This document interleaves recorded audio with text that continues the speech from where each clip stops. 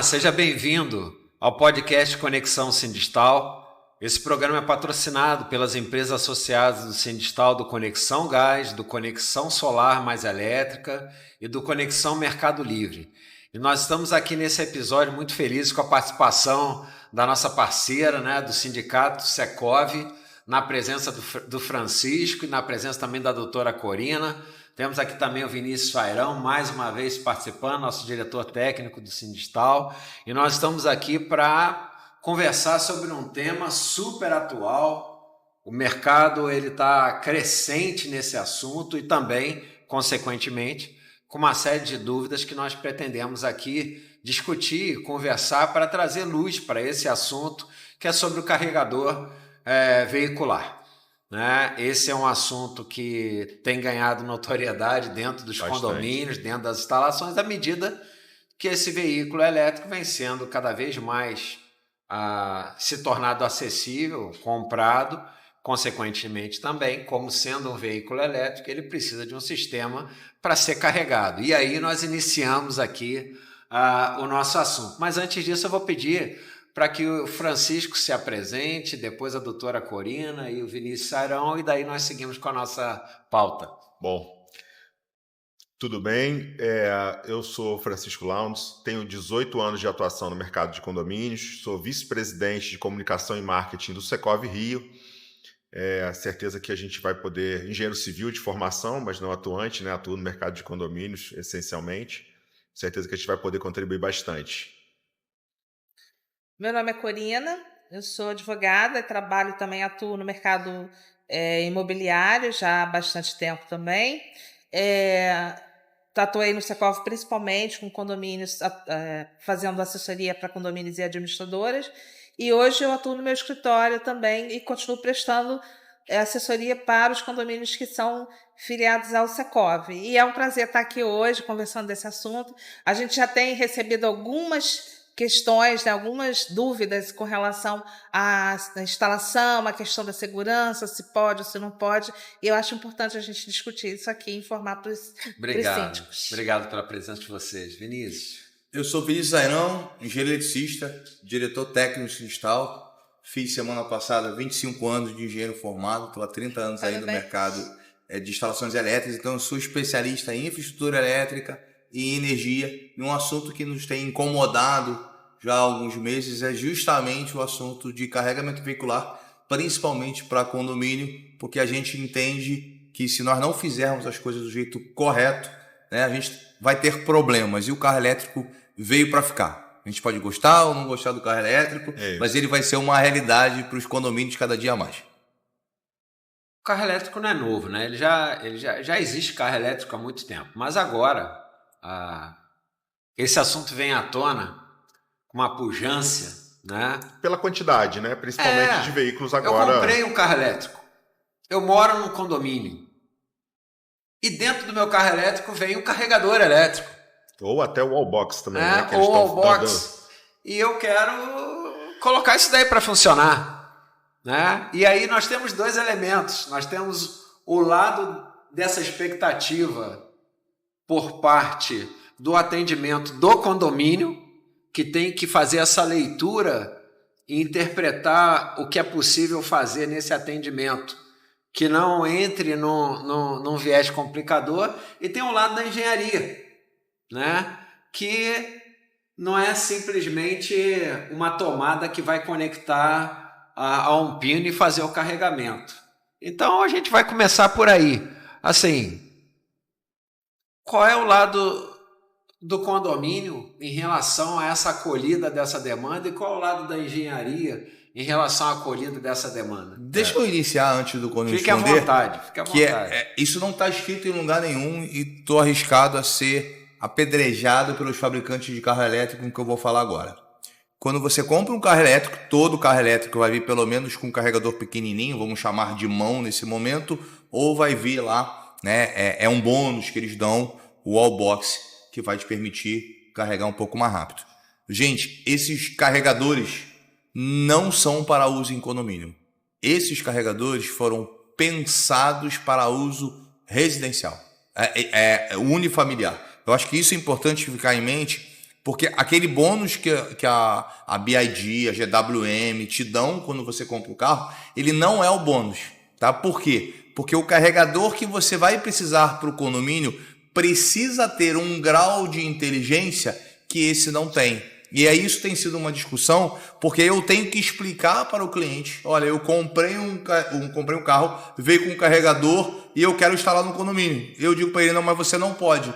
Aí eu digo para ele, olha, você tem um carregador X de 7 kW e eu vou te vender um carregador Y de mesmo 7 kW. Por que um pode e outro não pode? Então essa é a primeira coisa que a gente tem que tirar em mente. O carregador que você recebe quando compra o carro elétrico não serve para condomínio. Se você mora numa residência, serve, é óbvio, desde que você verifique a tua instalação elétrica interna. Mas eles têm características diferentes e essas características têm a ver com segurança e com tudo que a gente vai falar hoje.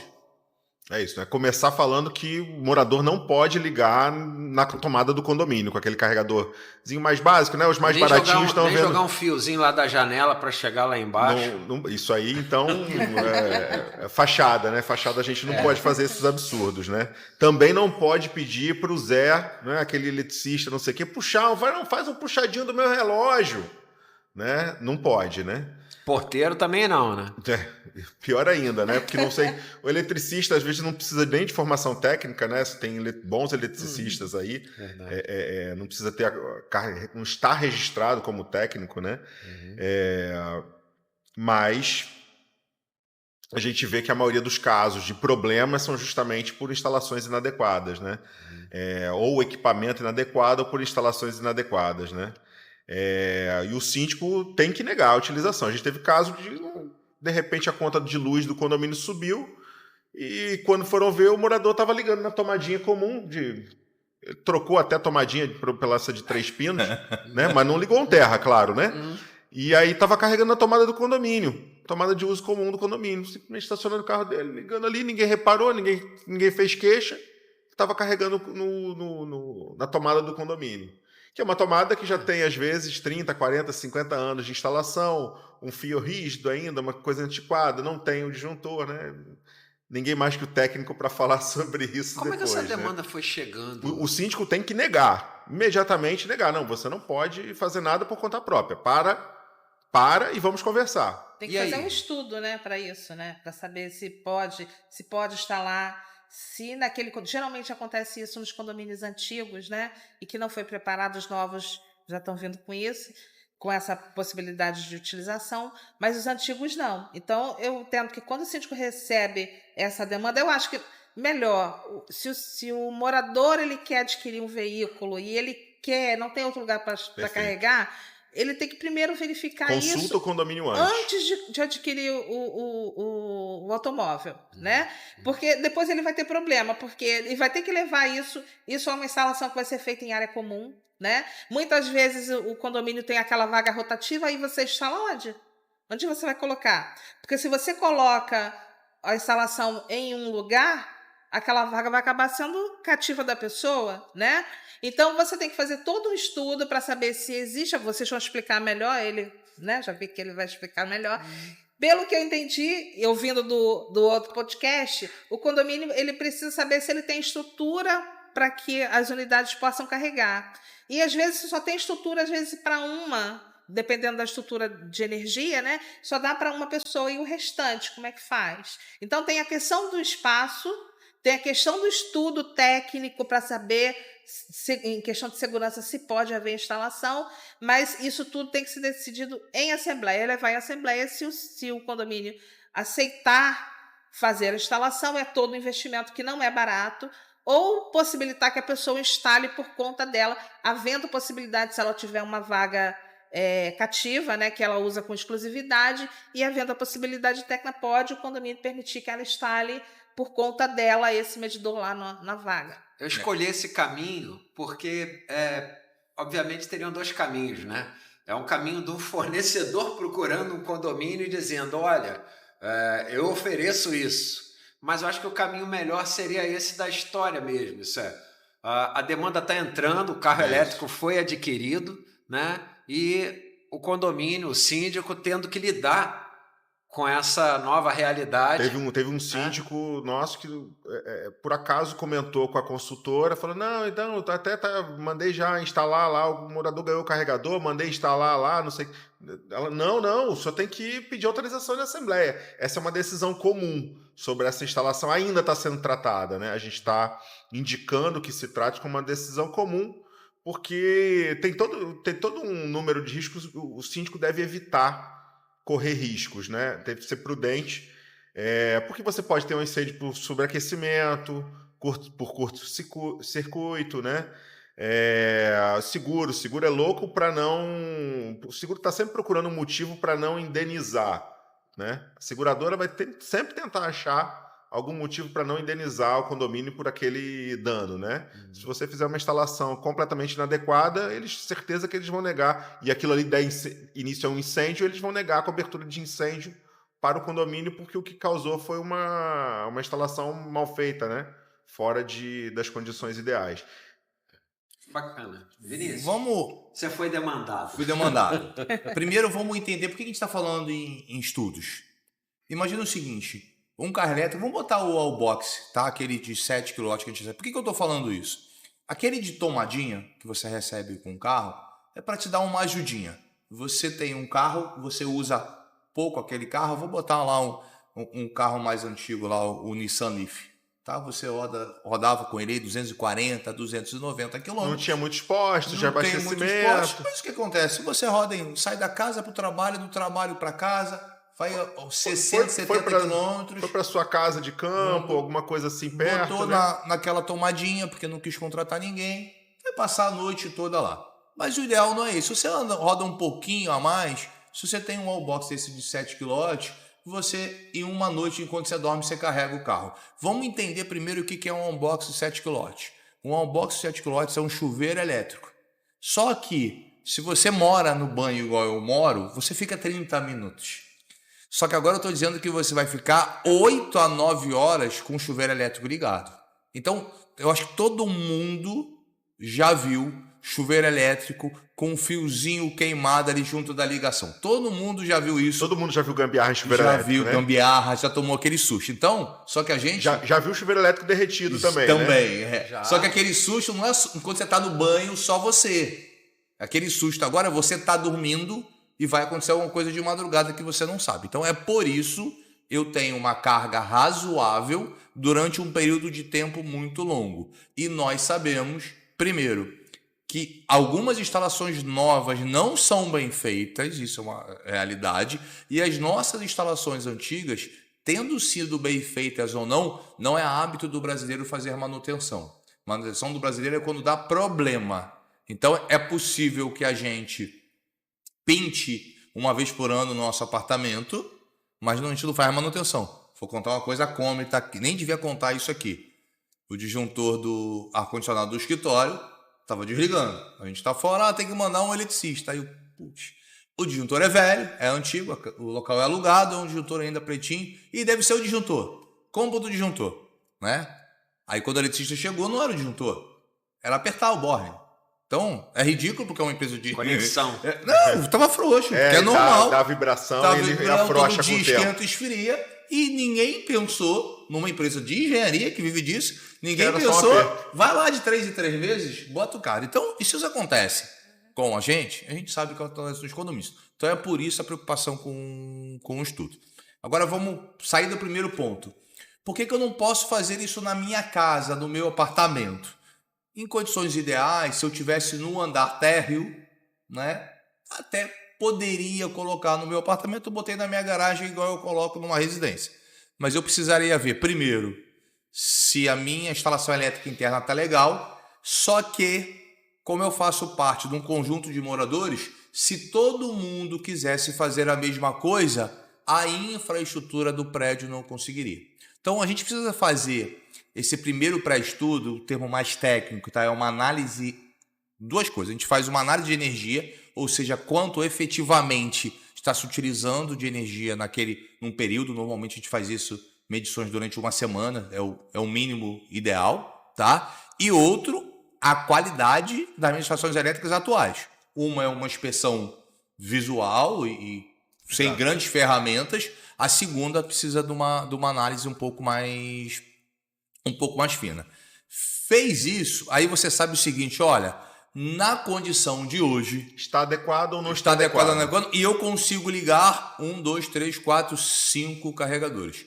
A partir do 6º carregador, eu não consigo mais ligar. Eu vou precisar fazer uma adequação que vai custar R$5.000, R$10.000, R$1 milhão.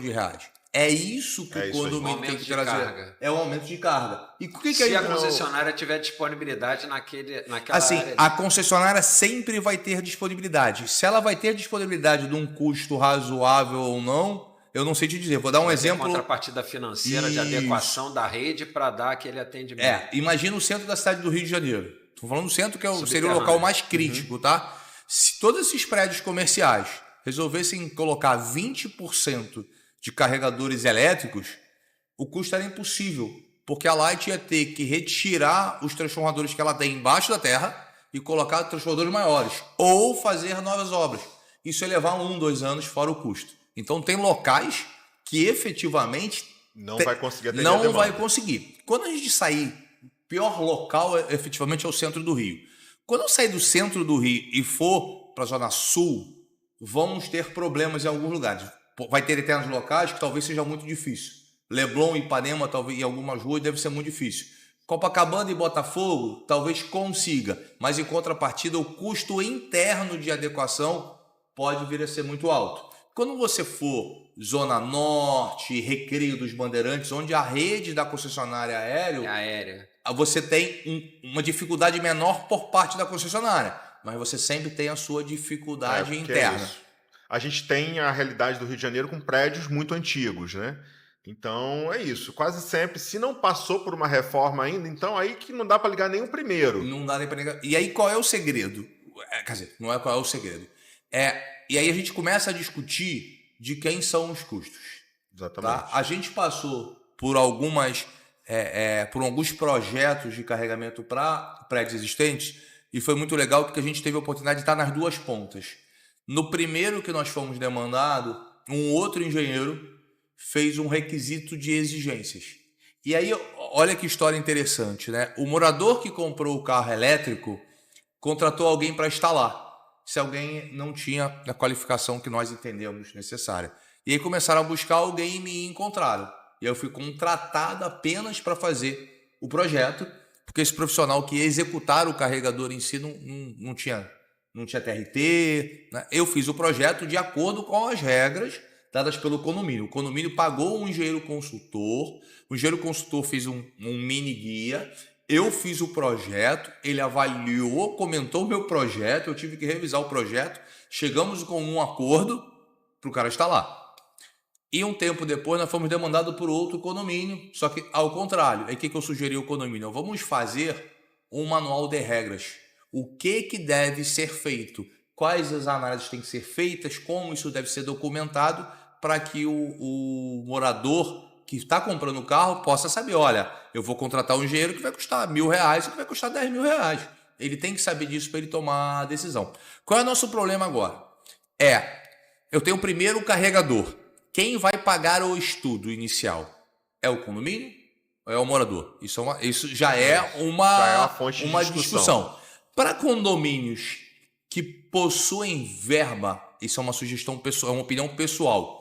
Eu acho que vale a pena se antecipar ao problema e contratar o manual. O que vai dizer o manual? Olha, não pode ser instalado no apartamento, para todo mundo já ficar claro. Não pode ser utilizado esses carregadores aí que vêm com o carro. É óbvio, quando a gente escreve numa terminologia técnica, tá? Aqui eu estou fugindo da terminologia técnica.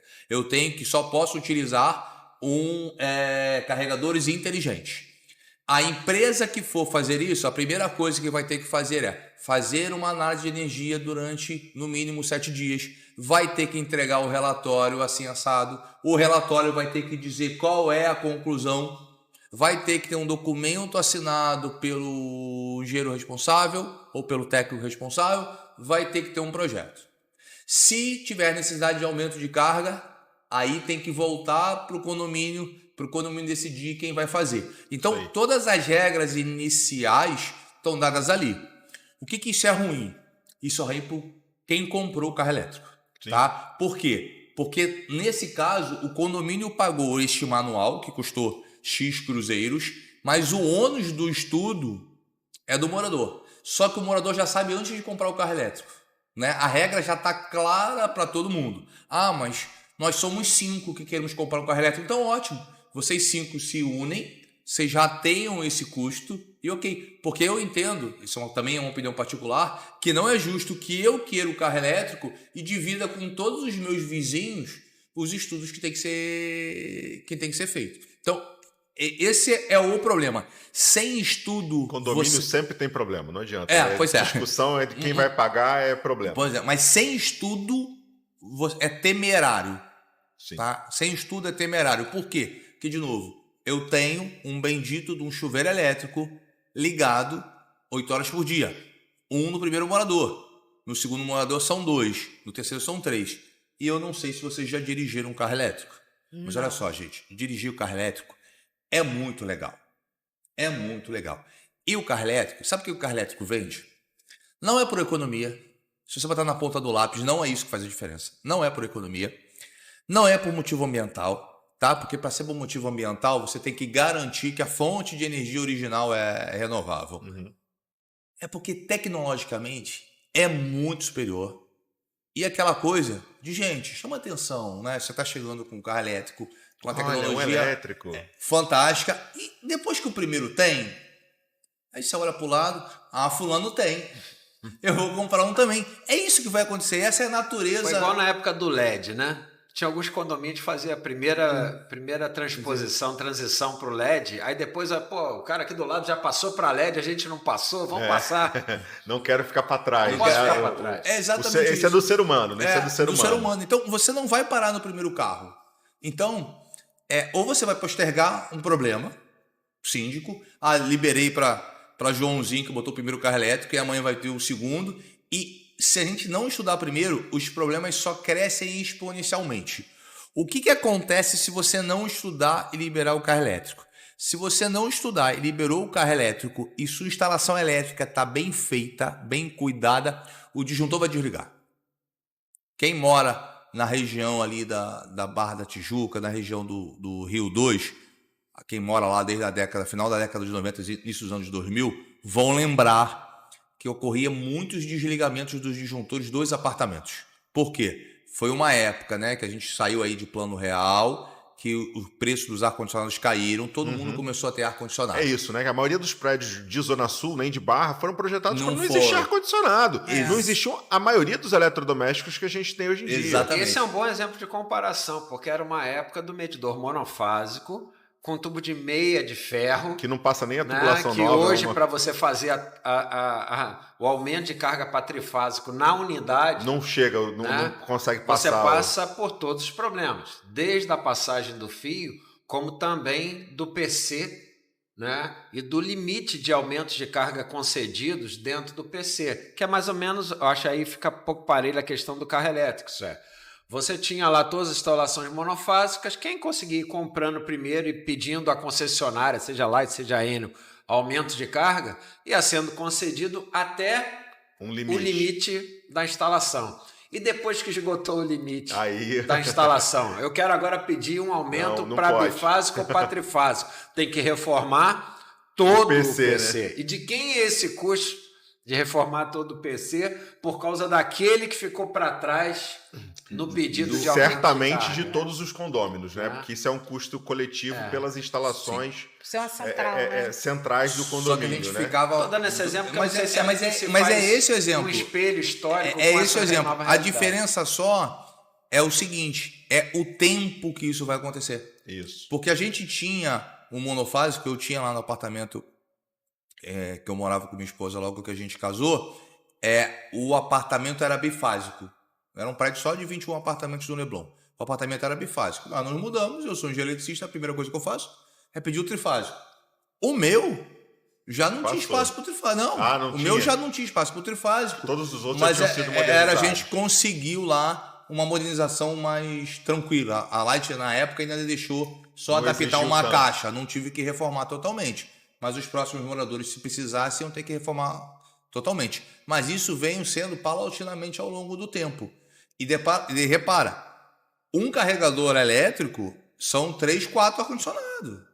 Então não é um ar-condicionado para cada apartamento. É um apartamento ter 4 ar-condicionados. O que significa que isso vai... Talvez em número de ar-condicionados, talvez exemplifique melhor, né? 4 ar-condicionados fica melhor do que o chuveiro. Basicamente são de 3 a 4 ar-condicionados. Para o pessoal conseguir ter noção do tamanho que é essa carga. É exatamente isso. 3 a 4 Imagina que todas as unidades do prédio liguem 2 ar-condicionados pelo menos. Você está ligando mais 4 ar-condicionados, ou seja, o equivalente a 2 apartamentos por carro. Por carro, exatamente isso. Então você botou 3 carros, já estão 6 apartamentos. Se você tem 60 apartamentos, já são 10% para 3 carros, já são 10% do número de apartamentos. É como se eu criasse mais 10% de apartamentos. Então, e o que acontece? Você vai deixar esse problema acontecer ou você vai antecipar? Vou gastar X cruzeiros agora ou vou deixar o problema acontecer? Esse é o problema do carro. Esse é um problema. Então, ou vão desligar os disjuntores. Se desligar os disjuntores, está ótimo, gente. Por quê? Vai desligar o disjuntor que horas? 11 horas da noite. Exato. Então você não tem risco, o disjuntor desligou. Vai todo mundo ficar brabo, aborrecido.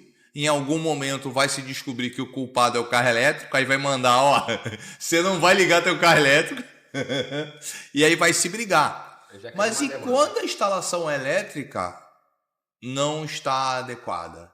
E quando os disjuntores não estão funcionando, e quando são prédios, Copacabana tem muito isso, prédios muito antigos, com chaves que não funcionam mais. Os disjuntores mesmo param de funcionar, né? Com o tempo, que é muito antigo. Fora os eletricistas que chegam lá, tinha um disjuntor de 40 amperes desligando, doutor. Botam de 100. Botam de 100. Botam de 100 aqui. E a fiação não comporta, né? Isso que a gente, o síndico tem que entender, né? Não dá para fazer de qualquer maneira. A gente está lidando com risco. Tem que fazer estudo, né? Tem que fazer estudo. E o mais importante, gente, e aí, na visão do síndico, tá? O problema é risco. Gente, o síndico, ele não é especialista em nenhuma disciplina de engenharia. Ele pode até ser engenheiro, mas na função de síndico, ele não está lá porque ele é engenheiro. Ele está lá na função de síndico. Ele vai saber sobre um assunto, não sobre todos. Né? Então, o que ele tem que ter? Não tem jeito. Precisa ter um profissional qualificado para que escreva e assine. Pode...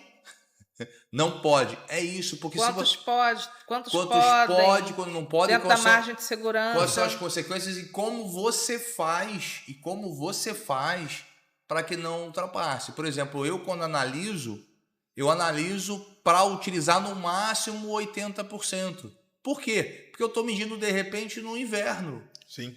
Não estão todos os ar-condicionados ligados. Não estão todos os ar-condicionados ligados. Ou houve uma mudança, né? Ao longo de 1 ou 2 anos, outros moradores estão entrando e mudaram. Olha, por exemplo, a pessoa não quer gás. Reformaram, achou que gás dá muito problema, botou todos os aparelhos que são elétricos. Eu não posso prever isso e nem posso impedir que esse morador no futuro tenha isso. Então, o início é o estudo. Não dá para fazer nada sem estudo. Eu entendo que o síndico deve proibir se não tiver estudo. Voltando para a questão dos carregadores, né, do modelo do Wallbox, eu ouvi falar que existe mais de um tipo, né, e que o ideal para o condomínio talvez seria os que têm o sistema de coordenação de demanda.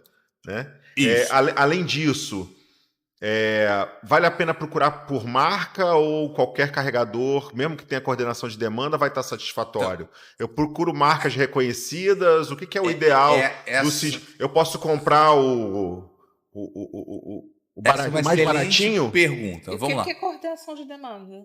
Vamos lá. É isso que ele vai explicar. Os carregadores, por que eu falei que esse wallbox que a gente usa em residência não serve para o condomínio? Porque a gente precisa de um wallbox que seja inteligente. O que ele é? Ele, de alguma forma, que eu não vou entrar em detalhes técnicos, ele sabe o quanto que a minha fiação aguenta. Ele está monitorando a minha fiação e vamos lá, está todo mundo com o ar-condicionado ligado. Se está todo mundo com o ar-condicionado ligado, eu só tenho 10%. E aí ele só carrega o carro com 10%. Ele é inteligente, ele vai modificando o quanto que ele entrega de energia para o carro sem sacrificar o cabeamento. Principal. Então, com isso, você não faz aumento de infraestrutura. Repare, algumas vezes eu vou dizer, olha, você só consegue botar 2 carregadores, por quê? Porque de 10 a meio-dia você usa muita energia, mas de madrugada você poderia ligar 4. Ah, mas alguém chegou 10h30 da manhã para carregar. Eu não posso ter o porteiro dizendo, agora você vai, agora você não vai. O carregador faz isso em... Já existe essa tecnologia para isso ser feito de forma automática. O que acontece é o seguinte, mas eu queria carregar meu carro em 10 horas. Não carregou em 10 horas. Talvez você vai carregar em 12, 14. Ok. É isso, né? Vai alongar o tempo de recarga também, né? O que ele faz é controlar... Que a gente já falou que um desse wallbox, o normal, né, padrão, vai carregar em média 8 horas. Depende da capacidade da bateria, etc. Mas né? em média seria... Mas é isso, esse tipo de carregador nunca vai carregar em 1 hora, né? Não, esses seriam os carregadores já. Os carregadores que a gente vai usar em condomínio vão carregar no mínimo ali total em 8 horas. Só que quando eu tenho esse carregador inteligente, o termo correto é que tem o protocolo OCCP, ele permite que seja o controle.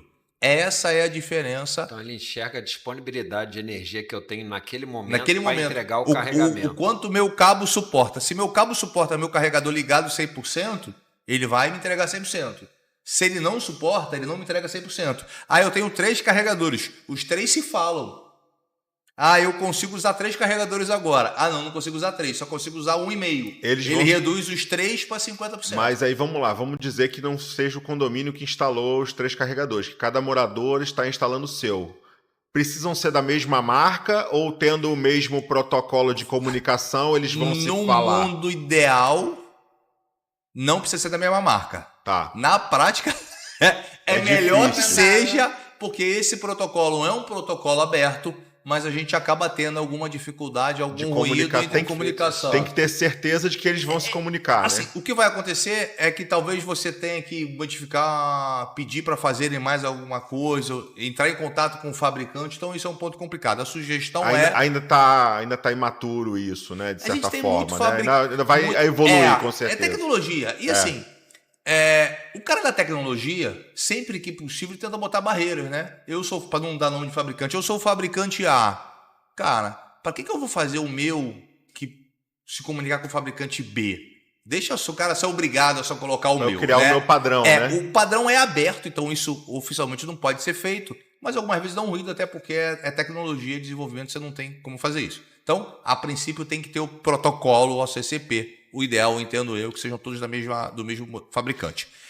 Quanto à marca. Isso. Assim, eu diria para você, não compre no Mercado Livre. Por que eu estou falando no Mercado Livre? Porque, mas não pode ser chinês. Não, gente, entendam uma coisa. Todo equipamento de tecnologia hoje é chinês. Eu ouvi você falando outro dia de questão do peso até do carregador, né? Que dá para ver a qualidade, pelo peso você acaba tendo, tem mais ou menos circuito. Mas o interessante quando você chega na China, que isso meus amigos me contam, né? Se você chegar lá, olha, eu quero... Quanto custa isso? $100.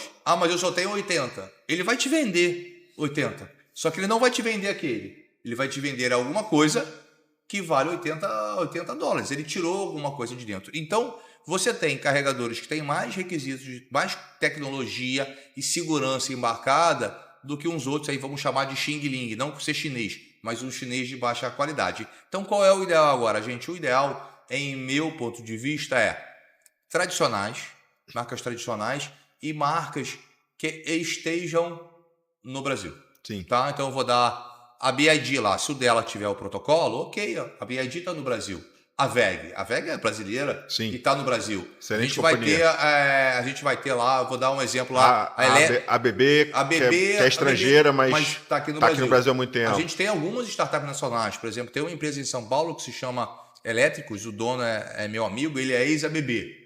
O Evandro traz o equipamento da China, mas ele foi lá na fábrica. E eles estão no Brasil. Se der fez toda uma avaliação. Toda a avaliação. É a investida da Ultra. Garantia, todo tipo de coisa. Tudo isso você tem. O que eu desaconselho é comprar no Mercado Livre. Sim. É isso. Por preço, sobretudo. Por preço, sobretudo. Se você pegar no Mercado Livre um VEG, pegar no Mercado Livre um BYD, não tem problema nenhum. Então, o ideal é que o síndico, de preferência, quando fizer essa consultoria, né, ou o projeto, né, que estabeleça talvez já algumas marcas, algumas coisas, ou pelo menos o protocolo de comunicação tenha critérios para... Na figura do consultor, quando demandado pela iniciativa privada, eu posso fazer um vendor list, ou seja, uma lista de marcas aceitáveis. Isso não tem problema nenhum. Sim, claro. Mas a gente só faz quando demandado pelo cliente. Por quê? Porque senão fica parecendo que nós estamos fazendo igual aqueles arquitetos a tecnologia, que recebem exatamente. lá o 10% de RT. Então, exato, não é isso. Pela segurança, nesse caso. Quando o síndico pede, a gente elenca 2 ou 3 marcas que a gente conhece e confia. Se aparecer nenhuma quarta marca, a gente faz uma pré-avaliação. A gente não leva para um laboratório, mas pelo menos consulta quem é. Isso eu entendo que é o indicado. E o carregador rápido? Não posso colocar o carregador de mais de 7 no condomínio? Vamos lá. Para que? Vou deixar as pessoas com uma pergunta. Para que você quer carregar um carro em 2 horas? Mas vamos lá, eu tenho o condomínio comercial, por exemplo, né, que não necessariamente são escritórios, não necessariamente a pessoa fica lá por muitas horas. E para eu atender muitos moradores, normalmente a gente está falando mais de empresários e tudo mais, né? O dono do escritório, se imaginam muitas salas. Eu vou ter que ter muitos carregadores instalados para carregar em 8 horas. Eu tenho morador do meu condomínio, que não tem ainda nenhuma estrutura para carregamento, tem lá um carro elétrico na garagem, não é do mais baratinho não, é do mais caro, e que o que o morador faz? Ele carrega no shopping que é próximo ou no escritório dele. Tá. Mas ele já consultou o condomínio antes, como a gente falou. E aí, se eu tenho garagem no condomínio, digamos que eu tenho a capacidade técnica. Posso ter também um condomínio que tenha uma vaga rotativa, que de repente ele escolheu alguma vaga que tenha essa possibilidade e ali várias pessoas vão ter que usar. Então, quanto mais rápido carregar também vai ser melhor. Sim. Vocês repararam que há um pouco tempo atrás, uns 2 ou 3 meses atrás, a Volvo falou que o abastecimento dela ia ficar R$4 por kWh? Ela aumentou bem, né? Qual o problema do carro elétrico para o fabricante? É capilaridade, é ter local para abastecer. Então a Volvo no Brasil foi uma das primeiras, então você tem muito eletroposto da Volvo, que a Volvo bancou a instalação e a Volvo cobrava 0. E você comprava um BYD, um GWM, um BMW e abastecia onde? Na Volvo. A Volvo há 2 ou 3 meses falou, acabou a farra de vocês vão pagar R$4 por kWh. Porque tinha um problema. As pessoas botavam o carro para carregar e ir embora. E aí o carro já estava carregado e ela estava ocupando o ponto de abastecimento. Isso aí, virou a noite, né? Vamos dizer que foi dormir e larga no único ponto que tem de carregamento. Você colocar esses pontos de carregamento mais rápido num condomínio, você pode. Tem que lembrar que os custos de infraestrutura tendem a aumentar exponencialmente. Tá? E você, síndico, vai ter que conseguir gerenciar. A pessoa deixou o carro dele, ficou 2 horas, era o suficiente, ele não desceu para trocar o carro de lugar. Então, para condomínio residencial... vai ter que ter uma multinha aí, eu né? já vi. Normalmente, assim, o ideal, eu diria, né? Você vai trazer talvez à luz alguma coisa, é que o condomínio não tome para si a gestão disso, né? Que o condomínio contrate alguém que faça essa gestão para ele, né? Para tirar essa carga de cima do condomínio. E aí eu já vi modelos, né? Empresas apresentações que eu vi rapidamente em eventos, que falam, olha, inclusive a gente até pode voltar nesse assunto depois para a doutora Corina dizer se pode ou se não pode, que já tem uma multa. Olha, se você não desconectar o seu carro, você vai ser avisado pelo aplicativo, tem aplicativo, é tudo um mundo lindo, né? Se você não desconectar o seu carro após a recarga, você vai passar a pagar uma multa ou 1 kWh só por você estar usando o ponto quando você não precisava, para poder ter o rodízio entre os carros todos, né? Tudo é possível. E é o ideal mesmo. A tecnologia que vai melhorar. Que permite isso. E aí a grande questão este tipo de dor de cabeça, mesmo tendo uma gestão terceira, faz sentido por um empreendimento residencial? Entendo eu que não, mas isso é uma decisão do síndico. Tá? Talvez da Assembleia. Da Assembleia, né? Da Assembleia. Quando eu vou isso para um prédio comercial, aí tudo bom. Aí a figura é outra. Mas aí eu faria análises, aí são análises de engenharia, análises financeiras, que eu faria simulação de cenários. Me parece que era mais sensato colocar muitos carregadores pequenos para cada vaga de que garagem, administrar exatamente controlado por essa coisa inteligente, do que eu ter poucos carregadores de maior potência e tem que gerenciar isso. Por que eu estou falando isso? Porque a gente tem muitos abastecimentos. Se eu chego no meu trabalho e estou botando meu carro para abastecer, esse é um abastecimento de oportunidade. É diferente de quando você tem um carro a combustão, que o carro está na reserva, eu preciso abastecer. Ou seja, cara, eu já tô lá, eu vim aqui do Sindistal, parei meu carro ali, eu tô com 80% na bateria. Se eu ficar 2 horas e for de 80% para 82%, tá maravilhoso. O carregador rápido vai fazer muito sentido, talvez, no eletroposto de estrada, né, digamos. E aí, vamos lá. Agora eu mudei. Eu quero ganhar dinheiro com venda de energia. Sim. Quanto mais rápido, melhor, né? Tem que ser rápido, porque ninguém vai querer ficar 3 horas, 4 horas parado para abastecer. E aí, esse é o modelo do carregador rápido, tá? Que é o ultra rápido que a gente bota em eletropostos aí na estrada. Você vai abastecer um carro em 20 minutos, 30 minutos. Qual é o problema disso? A solicitação instantânea da rede é muito alta. Sim. Em vez de vamos falar em água. Em vez de ser 4 ar-condicionados. Em vez de eu ligar 4 ar-condicionados, naquele momento eu liguei 40 ar-condicionados, preparei cabo para 40 ar-condicionados e ele ficou funcionando meia hora. Aí o primeiro cara foi embora e só tem outro cara para abastecer daqui a 3, 4 horas. Então, esse modelo vai ser... Eu acho que é um caso a caso. Cada condomínio vai ter que mensurar a sua demanda, qual a forma que vai utilizar, né? E assim, não dá para comparar. Eu tenho 2 condomínios um do lado do outro, cada um vai adotar uma solução, entendeu? Não tem jeito. Porque a demanda de um é diferente da demanda de outro. Todos eles estudam. E, sobretudo, cada vez mais o síndico. Não fique esperando. Comece a se movimentar, comece a procurar com calma, entendeu?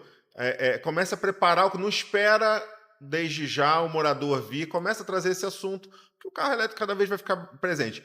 Vai ser totalidade? Não. Eu entendo que, pelo menos a médio prazo, não vai ser totalidade dos carros das nossas garagens. Não, né? E é bastante provável... vamos ter um contingente aí, digamos, de 30% pelo menos a médio prazo de carros, talvez, né? De carros que sejam elétricos. É bastante provável, até por causa tudo vai depender do desenvolvimento de bateria, tá? Exatamente. Mas no momento agora, se eu fosse apostar, você vai ter um crescimento maior dos carros elétricos híbridos, né? Dos híbridos plug-in. Sim. Tá? Do que o elétrico puro, porque está tendo uma aposta nisso. Onde é que isso muda, né? Isso vai mudar se as tecnologias de bateria evoluírem. Ou principalmente se porque você tem mineração envolvida. Só que o que as pessoas não sabem é que existem muitos bilhões de dólares investidos anualmente em P&D para tecnologia de bateria, que aí não envolve só bateria para veículo elétrico, armazenamento de energia. Então, isso vai fazer... É a próxima barreira, na verdade. De todos os devices, né, de toda a tecnologia, eu conseguir colocar mais energia num espaço menor ou carregar mais rápido, né? Da mesma maneira que a gente está falando do carro elétrico já existia há vários anos, o sistema solar também ele já existe há vários anos. Sim. E os primeiros modelos, inclusive, eram com armazenamento para ilhas pequenas, situações pequenas, só para geladeira, para lâmpada ali, né? E é um modelo que satisfaz várias condições, dentre elas da autonomia energética. Isso eu estou gerando a minha energia para mim naquele momento. O carro elétrico mesmo vem de muito lá atrás, né? O primeiro projeto que se tem notícia, 1839. O primeiro carro que foi feito, não em massa ainda, né? Mas em 1890 já tinha táxis circulando em Nova York, elétrico. 1890, fazem mais de 100 anos. Você tem a política global em torno do petróleo e tudo mais, mas isso não impede que o desenvolvimento da tecnologia aconteça. A escalabilidade dela vem de outros elementos de motivação. Exato. Que é a questão global da sustentabilidade. As baterias atingiram coisa. Por que não foi para frente, talvez, né? Por que não pegou desde 1890, né? O que ocorreu? É isso, né? Por que a gente chegou no carro elétrico agora, né? Já tem alguns anos. Porque, na verdade, nós chegamos no carro elétrico através do celular. A maturidade das baterias... Você teve que melhorar... Porque, repara o seguinte, não fazia muito sentido na década de 70, por exemplo, um investimento maciço em pensar num carro elétrico, onde eu tenho toda uma sociedade baseada no combustível fóssil, onde eu tenho... Que era muito barato, muito né? barato, hoje ainda é abundante. Se a gente não tivesse problemas ambientais, ninguém ia estar falando. Se o petróleo não tivesse nenhuma pegada ambiental, o carro não fazia sentido. Então a gente evoluiu as baterias, e aí quando evoluiu as baterias, se enxergou que poderia ir para os veículos elétricos. E o que acontece com a bateria dos veículos elétricos? A evolução delas nos permitiram chegar aos armazenamentos de maior porte. Só que tem uma coisa que as pessoas esquecem, e a gente olha muito pouco isso. O mundo hoje é global. Qualquer análise que você faça de indústria e tecnologia sem pensar em geopolítica, você vai errar. E os investimentos, os 10 maiores fabricantes mundiais de bateria, e quando a gente fala fabricante mundial de bateria, a gente fala de quem começa na mineração, tá? Dos 10 maiores fabricantes mundiais de bateria, 6 são chineses, 2 são coreanos, 1 é americano e 1 é japonês. Eu sei disso porque essa semana nós estamos discutindo sobre isso com alguns especialistas. Gente, esses caras querem mercado. Foi por isso que a BYD botou 120 mil carros dentro de navio para vir para o Brasil. Nós não estamos falando aí parados no porto. Nós não estamos falando de veículo elétrico, estamos falando em geopolítica. Quem vai dominar o mercado? Por que a Europa agora está reclamando do carro elétrico? É simples. Eles perderam o time. O chinês engoliu todo mundo. Então, nós vamos ter carros elétricos sim. Em que velocidade? Pode chegar a 20, 30, 40, 50%? Pode ser que não chegue. Mas eu não acredito não vai recuar, em 2 anos nós não tenhamos carros novos menos de 20% da frota. Não acredito. Tá? É óbvio. A frota eu estou falando elétrico e híbrido plug-in. Isso. Tá? Hoje você já tem carro elétrico fazendo Uber. Sim. Não, porque faz muito sentido. Eu peguei um Uber... o modelo mais simples da BYD. Eu peguei um que o motorista era de realengo. Então começamos a conversar. Terra boa. Tua terra, né? Começamos a conversar e aí ele me falou. Eu falei, só falta você botar agora um sistema solar em casa. Ele já tinha um sistema solar. Então, na verdade... Eu peguei um também que me falou a mesma coisa. Ele roda com custo de energia e, gente... A gasolina tá uma fortuna, o diesel tá uma fortuna. Ele teve um investimento inicial, que é a mesma coisa que comprar um carro um pouco mais caro. E o que acontece? E a energia elétrica, quando você paga, tá uma fortuna, mas quando você tem energia solar própria, não... Que aí você tem a carga e a fonte sustentável. Agora a bateria, a durabilidade dessa bateria? Hoje nós já estamos falando, né? Já sai com garantia de 8 anos. Nós já estamos falando no mercado, tá? De 10, algumas tecnologias mais novas já estão falando de 10 a 15 anos de vida útil de bateria. É óbvio, né? Não chegou ainda, não está no mercado. Mas pelo menos 8 anos de Quando você fala de tecnologia nova, é só a comparação do lítio líquido? Não. Tecnologia nova é os caras melhorando a melhoria do próprio produto. Eles estão o tempo todo... Fala isso por causa da segurança, né? Todo mundo diz que a bateria de estado sólido ela é mais segura do que a de estado líquido por conta dos episódios que estatisticamente, embora tenha uma grande repercussão, eles são pequenos se comparados à combustão, se comparados ao híbrido, mas a repercussão é grande, como foi falado aqui no início, né? A tecnologia nova ela vai suscitar esse tipo de situação. Agora, é inegável que isso aí o Corpo de Bombeiros já tem até se colocado a respeito disso, que a extinção de um incêndio num carro elétrico é muito mais demorada do que a extinção de um incêndio num carro a combustão. A extinção do incêndio, quando envolve as baterias de lítio, é muito complicado. Bom, 8 horas para extinguir. Isso nós sabemos, tanto é que a gente vai lembrar que quando a gente entra no avião, tem sempre a pergunta se você despachou alguma coisa que tenha bateria de lítio. Essa é a pergunta, inclusive, um celular, um laptop, lembra? Para não ser no porão, onde não tem ninguém. Isso aí. Então, tem que ser na sua mala de mão, tem que ser ali acessível. Consegue conter ali, né? A gente sabe. E aí, do quesito de engenharia, assim, a engenharia é muito legal. Porque a gente inventa uma coisa para corrigir um problema que a gente nem sabia que tinha algumas vezes e a gente cria outros problemas. Isso é fácil. Precisamos descarbonizar. Como é que descarboniza? A gente precisa de energia renovável. E o carro? Não. Se eu tiver um carro elétrico com energia renovável, eu resolvi. Beleza, mas agora eu tenho um problema. A bateria que eu utilizo, ela, em pegando fogo, ela é mais difícil de apagar do que a normal. Ok, vamos começar a estudar. Aí repara o seguinte... Onde é que a gente tem mais problema? No avião ou no carro? Onde tem mais acidentes percentuais?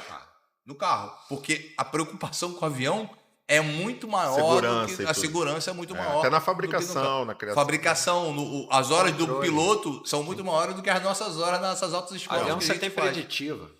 E a gente aqui, nosso Você carro vai é o dia entrar que lá deve na feito. turbina, passar lá o ultrassom para ver se tem algum tipo de fissura. A gente, a ali. única manutenção no carro que a gente aprendeu a fazer preditiva é do óleo, né? Em geral, o óleo e, quando muito, óleo o pneu, água né? e óleo.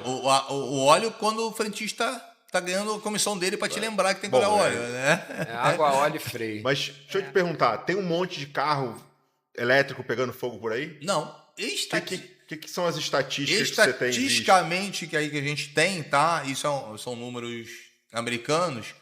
Foram 0,03% de elétrico contra 0,03% de incêndios. Não é 0,3, é Não, 0,3. de incêndios elétricos, 1,5% de carros a combustão e 3,8% em carros... Não, isso dá um número de 3,8 carros elétricos pegando fogo em 100 mil isso aí. e Contra 68 carros a combustão em 100 mil. Olha a diferença. E tem uma coisa que a gente não estratificou esses números, que as pessoas não esquecem. Hoje, quando você vê uma notícia, o carro elétrico pegou fogo, a minha pergunta é, qual o ano de fabricação desse carro elétrico?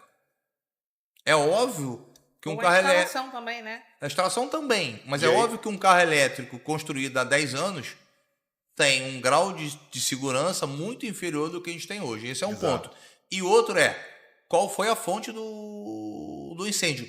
Por que ele pegou fogo? Já, essas notícias que agora... Que eu vi tava pesquisando, tava vendo uma notícia justamente, o cara comprou uma BMW, tava carregando na tomada, e ele, por engano, ao invés de ligar na tomada 127, ligou na tomada 220 ou vice-versa, alguma coisa assim. Acho que deve ter sido 220, né? E aí o carregador não estava preparado para isso. Ele pegou fogo na BMW dele, pegou fogo numa Mercedes que estava por lado, e aí chegou e conseguiu se conter o incêndio e não pegar fogo no resto da casa. É isso. Normalmente a maior parte deve ficar... até acho que essa pesquisa que a gente falou, né, de 2000... Ela cita também ela cita que a principal fonte de problemas, de incêndios em carros elétricos não é espontâneo, não é a bateria que simplesmente explode, né? Problema no carregador, problema no carregamento ou problemas de manutenção precária. O carro teve um acidente, não foi feita a manutenção adequada, a bateria ficou com algum dano ali e aí, em algum momento, acaba tendo... Você bateu com o teu carro elétrico. Gente, não dá para levar na oficina. Não dá para levar no mecânico, no Zé, né? Do Zé. Bateu com o carro elétrico, você tem que ir para autorizado. Ah, mas autorizado é mais caro. Gente, quem tem um carro elétrico tem o ônus de estar na fase inicial. A gente paga por esse ônus. Pode ser que daqui a 10 anos... Como foi o sistema solar? Quantos problemas hoje acontecem em instalações solares que foram mal executadas? E você não consegue mais achar um instalador, não consegue achar mais ninguém, já foi embora, o telhado caiu agora, recente. Exatamente. Lá no Recife. Sobrecarga. O próprio ar-condicionado, vamos lembrar ar-condicionado, eu me lembro que quando eu casei em 2005, eu lembro disso até hoje, eu paguei pro Polarzinho, que era o Polarzinho. Polarzinho era um instalador que trabalhava na Polar de ar-condicionado que a gente conhecia de uma obra. Eu ganhei um split. Polarzinho me cobrou R$3.000 para instalar o split. Hoje, quanto você paga para instalar um split? Em 2005, 2006, quem é que instalava o split? Hoje você leva para qualquer oficina para consertar. Queimou um split, você troca por outro, basicamente, não faz nada. Então, o carro elétrico hoje, cara, é um ônus. É um carro que tem muito mais tecnologia. Os mecânicos todos vão ter que passar por qualificação, por revisão. Exato. Bateu com o carro elétrico, cara, não tem jeito. Mas é isso, né? Não existe esse mito. Não né? existe. Isso é mito, né? Isso é desinformação. A preocupação minha instalação elétrica suporta. É isso. E tem um detalhe: quando você instala o carregador veicular, a gente tem um equipamento elétrico, que é o DR, que ele é diferente. A gente já tem esse dispositivo que é contra-choque da nossa casa, que é o DR. Só que o DR que nós usamos na nossa casa... DR é o disjuntor branquinho. Tá ótimo. Que ele faz? Há muito tempo as pessoas vão lembrar. Eu ia na casa da minha avó, você metia a mão na geladeira e tomava um choque. Frigidaire. Né? Exatamente essa. O DR impede isso. Tá? Qualquer aparelho eletrodoméstico na sua casa, se o DR estiver instalado, é óbvio, né?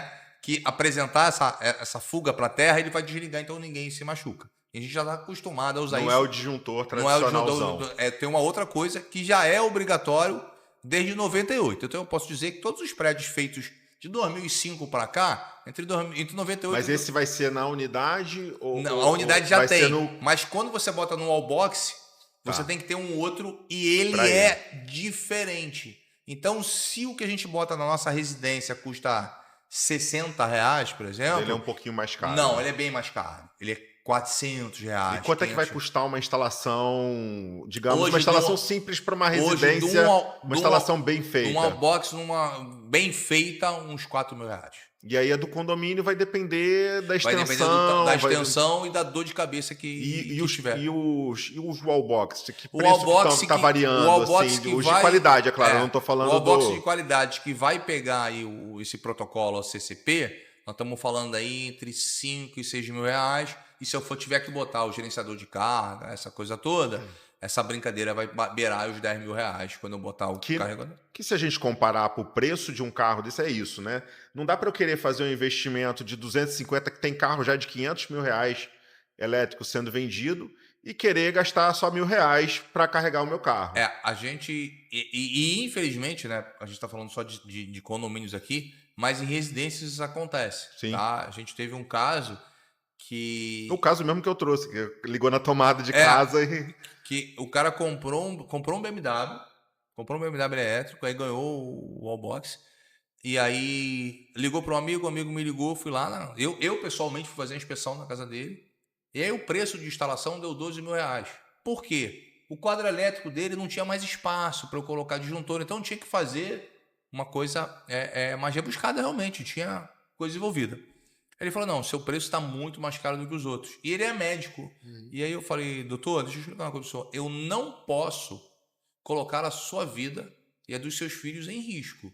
O preço é esse porque eu preciso fazer algo com esse grau de segurança. Moral da história, é um médico, mora numa casa enorme no Recreio, comprou um BMW que custou uns 300, 400 mil reais, tem mais 2 carros nesse nível na garagem e economizou 4, 5 mil reais na instalação Faz sentido? Elétrica, né? Não faz o mínimo isso, né? sentido. Essa é a preocupação. Gente, não é barato. Você não vai comprar um carro elétrico e morar num condomínio e vai achar que vai gastar 1.000, 2.000 reais para ligar o carro. Não vai.